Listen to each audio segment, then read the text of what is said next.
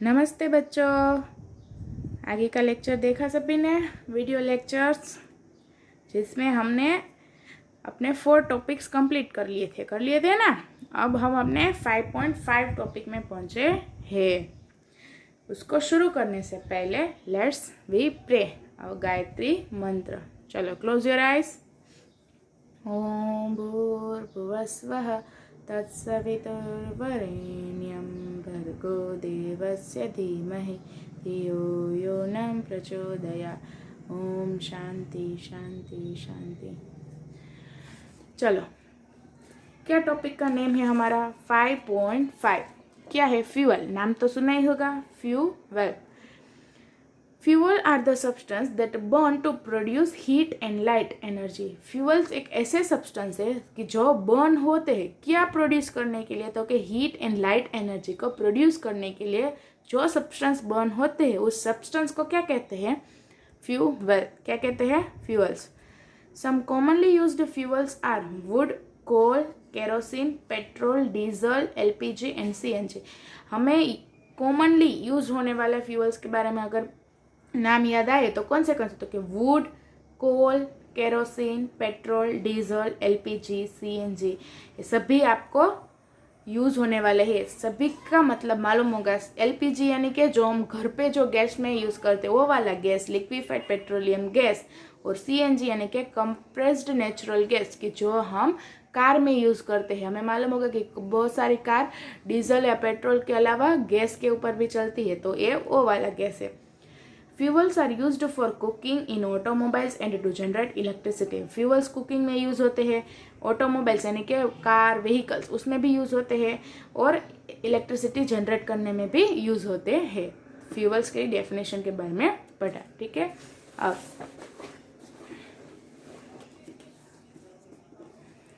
on the basis of their physical state, the fuels have been divided into 3 categories. उसके physical state के अनुसार, किसके? फ्यूअल्स के physical state के अनुसार फ्यूअल्स को 3 कैटेगरीज में डिवाइड किए गए हैं। तो स्टेट में कौन से स्टेट आते हैं? Obviously solid, liquid and gas. तो फर्स्ट हम देखेंगे सॉलिड। तो solid fuels are the fuels that exist as solid at room temperature. Solid fuels क्या है? तो कि ऐसे फ्यूअल्स की जो रूम टेम्परेचर में कौन से स्टेट में हो? तो कि सॉलिड स्टेट में हो। तो इसका एग्जांपल क्या? तो कि wood, charcoal, coal, coke, cow dung, cake etcetera, ये सभी क्या है? Solid fuels. यहाँ पे आपको दिखाए गए ये है ना, ये सभी क्या है? कोल, चारकोल, वही है। ये किस स्टेट में होते हैं? तो कि सॉलिड स्टेट में होते हैं। तो वुड, लकड़ियाँ सॉलिड स्टेट में होती है ना, तो वो सभी किस फ्यूअल में आएंगे? तो क्या? सॉलिड फ्यूअल्स में आएंगे। उसके बाद लिक्विड फ्यूअल्स। तो क्या? Liquid fuels are the fuel that exist as liquid at room temperature. जो रूम टेम्परेचर में लिक्विड स्टेट में हो, ऐसे फ्यूअल्स को कौन से फ्यूअल में आते हैं? तो क्या? लिक्विड फ्यूअल में। फॉर एग्जाम्पल के लिए kerosene, petrol, diesel, fuel oil, alcohol, benzene etcetera, ये सभी के नाम भी आपने देखे ही होंगे, सुने ही होंगे। तो ये सभी किस प्रकार में होते हैं? तो कि लिक्विड स्टेट में होते हैं, इसीलिए इसको लिक्विड फ्यूअल में बोला गया। अब हम देखेंगे gaseous fuel. Gaseous fuel are the fuel that exist in gaseous state at room temperature. For example biogas, natural gas, petroleum gas etcetera. Gaseous fuel किसको कहते हैं? तो कि ऐसे फ्यूअल्स की जो रूम टेम्परेचर में गैसियस स्टेट में हो। फॉर एग्जाम्पल के लिए biogas, natural gas, petroleum gas, ये सभी गैस की गैसियस स्टेट में है, इसीलिए इसको गैसियस फ्यूअल में बोला गया है। ये हमने देखा फ्यूअल के बारे में। अब हमारा नेक्स्ट टॉपिक है क्या? तो क्या? Calorific value of A fuel. Calorific value of A fuel मतलब, तो कि इस टॉपिक में हम उसी के बारे में देखेंगे कि कोई भी फ्यूअल है वो सभी हमारी ज़रूरत के लिए यूज़ नहीं होता। अलग अलग प्रकार के फ्यूअल अलग अलग यूजेस के लिए यूज होते हैं। तो वो किसके डिपेंडेंट है? तो कि उसकी कैलोरीफिक वैल्यू के ऊपर। तो कैलोरीफिक वैल्यू तो क्या? तो क्या हमारे में डेफिनेशन आएगी। चलो हम पहले देखते हैं क्या। All combustible substance can not be used as a fuel and all fuels can not be used for all application. क्या बोला गया? कि combustible substance, all combustible substance, सभी जो सब्सटेंस जो बर्न होते हैं वो सभी फ्यूअल के रूप में यूज नहीं होते ना। और सभी फ्यूअल्स सभी एप्लीकेशन के लिए यूज नहीं होते। Actually different fuels produce different amount of heat and light energy on burning.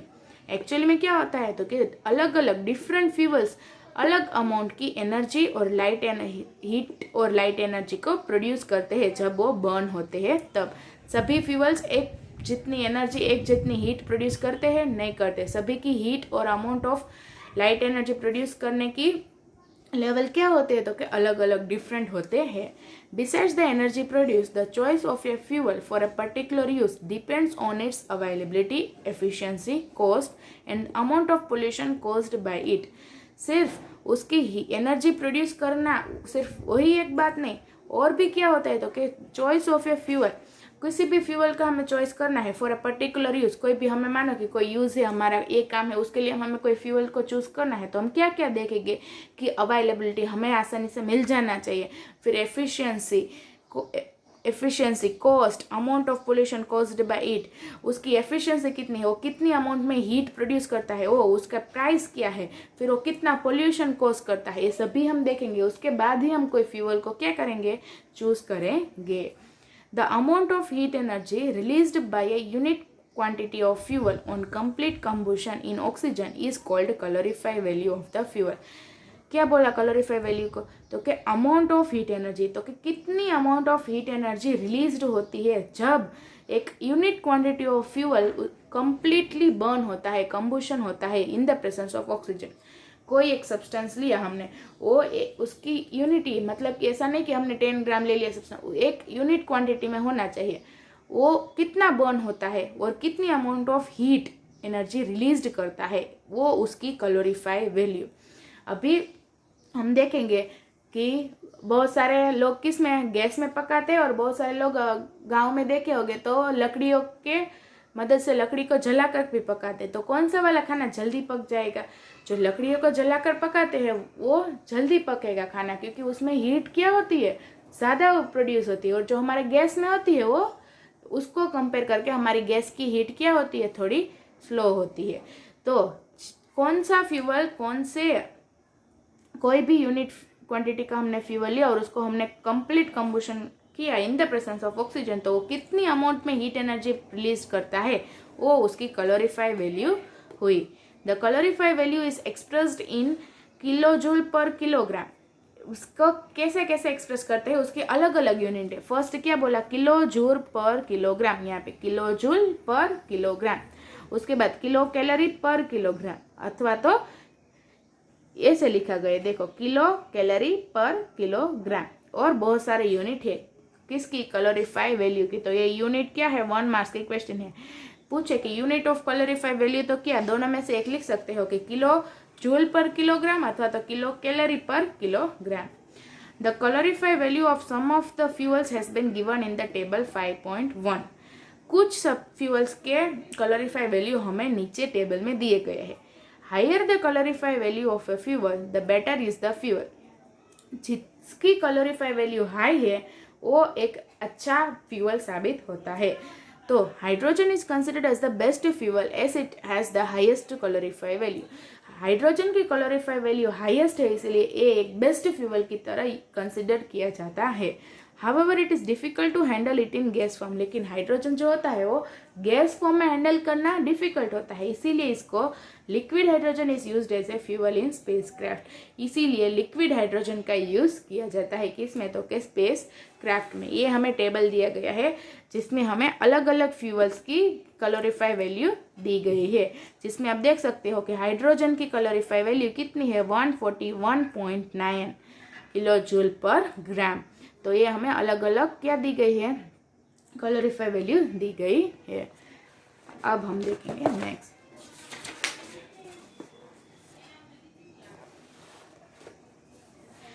The energy produced by burning of fuel can be converted into usable form like heat energy, mechanical energy, electrical energy, etc. तो कि कोई भी fuel को burn करते समय जो energy produce होती है उसको हम अपने यूजर्स के तरह उसको चेंज कर सकते हैं, जैसे कि हीट एनर्जी में कन्वर्ट कर सकते हैं, मैकेनिकल एनर्जी में कन्वर्ट कर सकते हैं, इलेक्ट्रिकल एनर्जी में कन्वर्ट कर सकते हैं। The conversion is achieved by certain devices which are shown in table 5.2 along with a approximate efficiency. ऐसा कन्वर्शन कब होता है तो कि उसके लिए सर्टेन डिवाइस की जरूर है जो कि टेबल 5.2 में दिए गए हैं और उसकी अप्रॉक्सीमेट एफिशिएंसी से भी दी गई है। देखो, वुड स्टव है, petrol engine, diesel engine, electrical generating plant, coal based, nuclear fuel based, solar cells, ये सब भी क्या है तो कि एक फ्यूल्स की तरह यूज होने वाले डिवाइसेस है और इसकी एफिशिएंसी मतलब कि वो कितने अमाउंट में हीट प्रोड्यूस करता है उसका यहाँ पे आपको टेबल में वैल्यू दी गई है।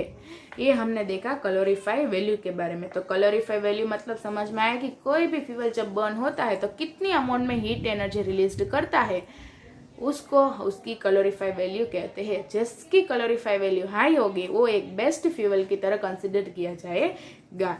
तो अब हम देखेंगे characteristics of a good fuel. तो कि कोई भी गुड फ्यूल है तो उसकी क्या क्या कैरेक्टरिस्टिक होनी चाहिए, तो हमें यहाँ पे पॉइंट दिया गया है। तो कि it should be cheap and easily available. तो कि हमें गुड फ्यूल चाहिए तो उसका एक कैरेक्टरिस्टिक होनी चाहिए कि वो चीप भी होना चाहिए, मतलब सस्ता होना चाहिए और हमें आसानी से मिल भी जाना चाहिए। ऐसा नहीं कि वो सस्ता तो है लेकिन बहुत दूर जाके तभी मिलेगा, यहाँ आसपास में तो हमें मिलेगा ही नहीं। तो ऐसा नहीं होना चाहिए। क्या होना चाहिए तो कि वो चीप भी होना चाहिए और इजीली अवेलेबल भी होना चाहिए। It should have high calorific value, और उसकी कैलोरीफाई वैल्यू कितनी होनी चाहिए, हाई होनी चाहिए, वरना तो हम उसका यूज करते गए लेकिन हमारा काम तो 1-2 घंटे के बाद पूरा होगा तो वो भी नहीं चलेगा। उसकी कैलोरीफाई वैल्यू क्या होनी चाहिए, हाई होनी चाहिए। It should neither burn too fast nor too slow but at a constant rate. ये बहुत जल्दी भी बर्न नहीं होना चाहिए और बहुत स्लो भी बर्न नहीं होना चाहिए। कैसा बर्न होना चाहिए, एट ए कॉन्स्टेंट रेट में ये बर्न होना चाहिए। In other words, the ignition temperature of the fuel should be fairly low so that it can burn easily. इसका जो ignition temperature है ये थोड़ी अमाउंट में फेयरली क्या होना चाहिए, लो होना चाहिए, ताकि इस जल्दी से क्या हो सके, आसानी से बर्न हो सके। लेकिन इतना भी स्लो नहीं होना चाहिए कि वो उसको कुछ किया ही नहीं, रूम टेम्परेचर में रखा तो भी वो क्या हो गया, बर्न हो गया। तो इसका भी हमें दिया गया। तो ignition temperature should not be less than the room temperature. Room temperature से भी क्या नहीं होना चाहिए, कम नहीं होना चाहिए। रूम टेम्परेचर से ज़्यादा, लेकिन बहुत ज़्यादा जो इग्निशन टेम्परेचर होता है उससे थोड़ा कम होना चाहिए, ताकि हम अगर मैच स्टिक से अथवा तो लाइटर से जलाए तो वो फ्यूल जल जाना चाहिए। The fuel on combustion should not produce suit और ए हार्मफुल गैस और एनी अदर रेसिड्यू। जब हम फ्यूल को कंबशन करते ही बर्न करते तब वो कोई भी सूट यानी कि कोई भी स्मोक प्रोड्यूस नहीं करना चाहिए, हार्मफुल गैस वहाँ पे प्रोड्यूस नहीं होना चाहिए, और अथवा कोई भी अदर रेसिड्यू मतलब कुछ जिससे हमें नुकसान पहुंचे वैसा कुछ भी गैस हो या फिर स्मोक हो, ऐसा कुछ भी वहाँ पे प्रोड्यूस होना नहीं चाहिए। The fuel should be safe to handle, store and transport. और फ्यूल सेफ होना चाहिए, क्या क्या करने के, उसे हैंडल करने में सेफ होना चाहिए, स्टोर करने पे भी सेफ होना चाहिए और उसको ट्रांसपोर्ट भी सेफली होना चाहिए। ये देखा हमने characteristics of a good fuel. अब हम देखेंगे हमारा लास्ट पॉइंट इस आज के लेक्चर का। Burning of fuel generate harmful products. बहुत सारे फ्यूल्स को जब हम बर्न करते हैं तब वहाँ उसमें से क्या प्रोड्यूस होता है, तो क्या हार्मफुल प्रोडक्ट्स प्रोड्यूस होते हैं। इसीलिए तो क्या होता है, पोल्यूशन होता है ना। चलो तो उसके बारे में देखेंगे। The gaseous products such as carbon dioxide and carbon monoxide and particular matter ash, soot etcetera produced by burning of fuels effect the environment in many ways. तो गैसियस प्रोडक्ट कौन से तो कि कार्बन डाइऑक्साइड है, carbon monoxide है, अथवा तो particular matter यानी कि ऐश है, जो लकड़ी को बर्न करने के बाद जो ऐश मिलती है वो, सूट यानी कि स्मोक, ये सभी जो फ्यूल को बर्न करने के बाद हमें मिलते हैं ये सभी एनवायरनमेंट को अफेक्ट करते हैं इन मेनी वेज। बहुत सारे वेज में एनवायरनमेंट को ये सभी चीज़ें क्या करते हैं, इफेक्ट करते हैं। तो first point, on burning fuel like coal, wood, petroleum etcetera release unburned carbon particles in the environment. जब हम ऐसे फ्यूल्स को बर्न करते हैं, कौन से फ्यूल्स, तो कि कोल, वुड, पेट्रोलियम एक्सेट्रा, इन सब फ्यूल्स को जब हम बर्न करते हैं तो ये क्या रिलीज करते हैं, तो कि अनबर्न्ड कार्बन पार्टिकल्स, ऐसे कार्बन पार्टिकल्स की जो बर्न नहीं हुए हैं, कहाँ पे रिलीज करते हैं, तो कि एनवायरनमेंट में ये सभी पार्टिकल्स रिलीज हो जाते हैं। These fine particles cause respiratory problems such as asthma. ऐसे पार्टिकल्स एनवायरनमेंट में रहते हैं और हम उस एनवायरनमेंट से एयर को ब्रीथ करते हैं, तो इसके कारण क्या प्रॉब्लम्स होती है, तो कि डिजीज यानी कि आस्थमा, रेस्पिरेटरी डिजीज होती है। कौन सी डिजीज, तो कि asthma. Moreover, wood is procured from the trees, excessive cutting of which leads to deforestation and various environmental hazards. और एक बात तो है कि हम लकड़ी को जला के हम यूज़ जो करते हैं फ्यूल्स की तरह, तो लकड़ियाँ कहाँ से मिलती है, तो क्या ट्रीज को कट करने से। तो उसका एक मेन प्रॉब्लम क्या होगा, तो क्या डिफॉरेस्टेशन की जो वेरियस एनवायरमेंटल हजार्ड ये सभी कॉज करेगा, क्योंकि अगर ट्रीज ही नहीं रहेगी तो बात ही खत्म, हमें प्योर ऑक्सीजन नहीं मिलेगा, रेन नहीं होगी, तो ये सभी बहुत बड़ी प्रॉब्लम्स है। तो deforestation and various environmental hazards. If oxygen supplies is insufficient, coal on burning forms carbon monoxide, which is a poisonous gas and it can suffocate and kill people exposed to it. जैसे कि हमने बोला कि fuel को burn करने समय carbon particles environment में होते हैं और हम वुड का इस्तेमाल करते हैं, तो लकड़ी डिफॉरेस्टेशन को भी क्या करते जाते, बढ़ावे जाते हैं, कट करते जाते हैं ट्रीज को भी। तो एक तो ऑक्सीजन की कमी हो जाएगी क्योंकि ट्रीज नहीं रहेगी, उसके बाद एनवायरनमेंट में कार्बन पार्टिकल्स रहेंगे, कार्बन मोनोऑक्साइड जो कि एक पॉइजनस गैस है। तो इसके कारण क्या होगा कि पीपल को सफोकेशन होगा, मतलब कि सांस लेने में तकलीफ पड़ेगी और इससे पीपल किल भी हो जाते हैं, मर भी सकते हैं, क्योंकि ऑक्सीजन ही नहीं रहेगा तो हम क्या करेंगे, कुछ भी कर नहीं सकते। तो ये सभी क्या है, तो क्या हार्मफुल प्रोडक्ट्स है, क्या किसके कारण, तो क्या फ्यूल्स को बर्न करने के हार्मफुल प्रोडक्ट्स है। उसके बाद next point, incomplete combustion of liquid fuel like petrol, kerosene and diesel produce poisonous gas and shoot। ऐसे liquid fuel petrol, kerosene and diesel, अगर इसका इनकम्प्लीट कंबुशन हुआ, मतलब कि ये पूरा का पूरा बर्न नहीं हुआ, तो ये भी क्या प्रोड्यूस करता है, तो कि पॉइजनस गैस प्रोड्यूस करता है और सूट यानी कि स्मोक। जैसे कि यहाँ पे पिक्चर में दिखाया गया, ये सभी स्मोक ही है ना, ये सब प्रोड्यूस करते हैं। क्यों, क्योंकि जो लिक्विड फ्यूल है वो पूरा का पूरा बर्न हुआ नहीं है, उसका इनकम्प्लीट कंबुशन है, इसलिए।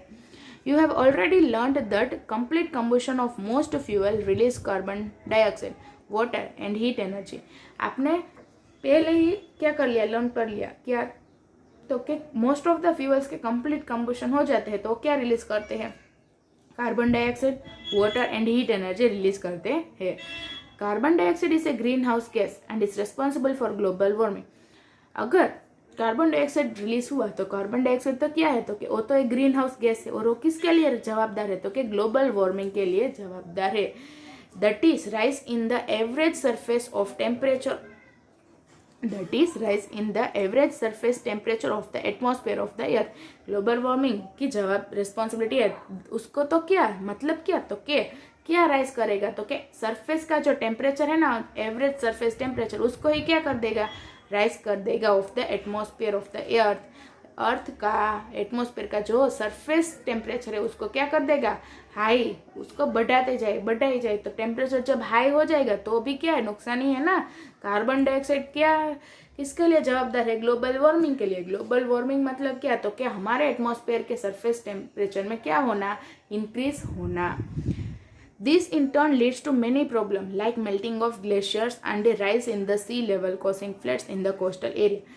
तो इससे हमें क्या नुकसान होगी ग्लोबल वार्मिंग से, जैसे कि बोला कि टेम्परेचर बढ़ जाता है, तो टेम्परेचर बढ़ जाएगा तो क्या होगा, तो क्या जो आइस है, ग्लेशियर्स में जो आइस है वो आइस क्या होने लगेगी, अगर तापमान बढ़ जाएगा, हीट बढ़ जाएगी, तो आइस तो क्या होने लगेगी, मेल्ट होने लगेगी। तो जो सी है हमारा, सी में जो वाटर का लेवल है वो सी लेवल बढ़ जाएगा, जिसकी वजह से क्या आएंगे, कोस्टल एरियाज में फ्लड्स आएंगे, जिससे बहुत सारी नुकसान होते हैं ना। सुना है ना कि उस जगह पे फ्लड आए, क्योंकि तापमान बढ़ गया, आइस का पानी सब ग्लेशियर आइस मेल्ट हो गए और सभी सी लेवल को इंक्रीज कर दिया, तो पानी का जो फ्लड आता है उसी से तो आता है ना। तो ये हुआ हार्मफुल प्रोडक्ट्स की जो फ्यूल को बर्न करने के वजह से आते हैं। उसके बाद fuels like coal and diesel have sulfur as impurity, which upon combustion forms sulfur dioxide, a very poisonous and corrosive gas। Fuel कैसे फ्यूल, तो कि कोल एंड डीजल, ये जो फ्यूल है ना उसके अंदर एक सल्फर पार्टिकल्स होता है कि जो एक उसकी इम्प्योरिटी है। कोल एंड डीजल में एक सल्फर पार्टिकल प्रेजेंट होता है और उसको जब हम बर्न करते हैं, कंबुशन करते हैं, तो वो क्या बन जाता है, सल्फर डाइऑक्साइड। क्यों, क्योंकि कंबुशन में क्या कब होता है, combustion in the presence of oxygen, sulphur plus oxygen क्या बन जाता है, सल्फर डाइऑक्साइड। और वो ये क्या है, तो a very poisonous and corrosive gas, बहुत हानिकारक गैस है। Petrol engine upon incomplete combustion of petrol form oxides of nitrogen carbon which pollute the atmosphere. Petrol engine होते हैं, ऐसे इंजन जिसके अंदर पेट्रोल यूज होते हैं, अगर उसका इनकम्प्लीट कंबशन हुआ, पेट्रोल का इनकम्प्लीट कंबशन हुआ तो क्या बन जाएंगे, तो क्या oxides of nitrogen and carbon, nitrogen और कार्बन के ऑक्साइड्स बन जाएंगे और वो क्या करेंगे, एटमॉस्फेयर को पोल्यूट करेंगे, इसीलिए पोल्यूशन बढ़ जाएगा। These oxides of nitrogen and sulfur dissolve in rain water and form acid rain। ये जो नाइट्रोजन एंड सल्फर के जो ऑक्साइड्स है, जो इसमें सल्फर डाइऑक्साइड में और इस नाइट्रोजन ऑक्साइड में, ये दोनों ऑक्साइड है, ये क्या हो जाएगा, रेन वाटर में डिसॉल्व हो जाएगा। क्योंकि रेन क्या से आती है, स्काई में से रेन आती है और एटमॉस्फेयर में क्या प्रेजेंट है, तो क्या है, सल्फर डाइऑक्साइड और नाइट्रोजन के ऑक्साइड, सल्फर का ऑक्साइड और नाइट्रोजन का ऑक्साइड। जब रेन ऊपर से नीचे आएगी तो उसके साथ ये दोनों क्या हो जाएगा, मिक्सअप हो जाएगा, उसके साथ डिसॉल्व हो जाएगा। तो क्या हो जाएगा, जो रेन अच्छी वाली रेन है, नॉर्मल रेन है, वो क्या चेंज हो जाएगी, तो क्या एसिड रेन में। अगर वो रेन पड़ी हमारे ऊपर अथवा तो क्रॉप्स के ऊपर तो भी उसके लिए क्या है, तो क्या हार्मफुल इफेक्ट है। Such rain is very harmful to crops, soil, buildings etcetera. ऐसी रेन क्या होती है, क्रॉप्स के लिए, सॉइल के लिए, बिल्डिंग्स के लिए भी क्या है, हानिकारक है। कोई भी बिल्डिंग है उसके ऊपर भी एसिड रेन पड़ेगी तो उसका पूरा का पूरा कलर क्या हो जाएगा, चेंज हो जाएगा। फॉर एग्जाम्पल के लिए क्या लेंगे हम, हमारे इंडिया में क्या है, ताजमहल। ताजमहल का कलर पहले कैसा था, जब वो बना था तब उसका कलर कैसा था, एकदम वाइट कलर था। लेकिन एसिड रेन बढ़ती जा रही है, एसिड रेन होती है, जब जब एसिड रेन होती है तब उसका कलर क्या होता जाता है, चेंजेस होता जाता है। अब तो उसका कलर एकदम क्या हो गया, डल हो गया है। तो एसिड रेन कैसे होती है, समझ में आया कि रेन आती है और एटमॉस्फेयर में जो एनवायरनमेंट में हमारा जो ऑक्साइड्स है, सल्फर और नाइट्रोजन का, वो रेन वाटर के अंदर डिसॉल्व हो जाता है और उसके बाद जो रेन नीचे पड़ आती है वो क्या बन जाती है, एसिड रेन। तो एसिड नाम ही हमें मालूम है कि एसिड हजार्डस है और उसकी रेन तो ऑलवेज हमारे स्किन के ऊपर आएगी तो वो भी हमें क्या होगा, नुकसान ही, हार्मफुल इफेक्ट्स ही होगा। लास्ट पॉइंट कि nowadays CNG compressed natural gas has proved to be a better fuel than any of the solid or liquid fuel mentioned earlier। आजकल के आजकल के दिन में क्या तो कि CNG कंप्रेस्ड नेचुरल गैस एक बेटर फ्यूल की तरफ प्रूव हुआ है, क्योंकि ये बाकी सॉलिड और लिक्विड फ्यूल की कंपेयर में क्या होता है, एक बेटर फ्यूल की तरफ प्रूव हो गया है। जो हमने आगे बात की कि सॉलिड फ्यूल और लिक्विड फ्यूल, सभी फ्यूल के बारे में, उसको कंपेयर करके आजकल के दिनों में जो CNG गैस है ये एक बेटर फ्यूल की तरफ प्रूव हुआ है। क्यों, क्योंकि CNG Burns completely without leaving any residue. क्योंकि CNG जो बर्न होता है, उसका कंबशन होता है, तब वो कोई भी पार्टिकल लीव छोड़ता नहीं है, पूरा का पूरा क्या हो जाता है, कम्प्लीटली बर्न हो जाता है। It has high calorific value and low ignition temperature. इसके कैलोरीफाई वैल्यू भी हाई है और इसका इग्निशन टेम्परेचर भी लो है। तो CNG आजकल के दिन में क्या है, तो क्या बेस्ट फ्यूल की तरफ प्रूव हुआ है। CNG मतलब जो हम कार में गैस फिलअप करते हैं, वो गैस कौन सा होता है, तो ये CNG गैस ही होता है। तो CNG क्या है, बेस्ट फ्यूल की तरफ प्रूव हुआ है। तो चलो आज के लिए इतना है। क्या करना है आपको, आपका homework characteristics of a good fuel read करना है। इजी है, कुछ भी इसमें न समझ में ऐसा तो है ही नहीं। इजीली कितने पॉइंट्स है, 3 4 5 पॉइंट्स है, 3 मार्क्स का क्वेश्चन है और IMP भी है। एक एक क्वेश्चन रीड करना है, उसके बाद एक ए वाला बर्निंग ऑफ फ्यूल कहाँ तक है, इग्निशन टेम्परेचर। पॉइंट्स इजीली समझ में आ जाए वैसे है, जरूरी नहीं कि इसमें जैसा है वैसा ही सेम टू सेम लिखो, लेकिन समझ में आके आपको अपने तरीके से क्या करना है, लिखना है। लेकिन अपने तरीके से मतलब ऐसा नहीं कि आपने कुछ ये इसमें जो है ही नहीं वही लिख डाला। क्या करना है, सभी पॉइंट्स को अच्छे से लर्न करने हैं। कितने पॉइंट्स है, 4 ही पॉइंट्स है कि फ्यूल को बर्न करने की वजह से क्या क्या हार्मफुल इफेक्ट्स होते हैं। तो एक ए वाला क्वेश्चन और एक ए वाला क्वेश्चन, दोनों क्वेश्चन को क्या करना है, रीड करना है और अगर हो सके तो घर पे एक होम टेस्ट की तरह लिख लो, ताकि आपके लिए ही ये बेटर यूज है। एक बार रीड कर लो, अगर अच्छे से आ जाए, आपको मालूम हो जाए कि मुझे आ गया, तो एक बार घर पे ही बिना देखे लिख के देख लो। चलो आज के लिए इतना ही, नमस्ते।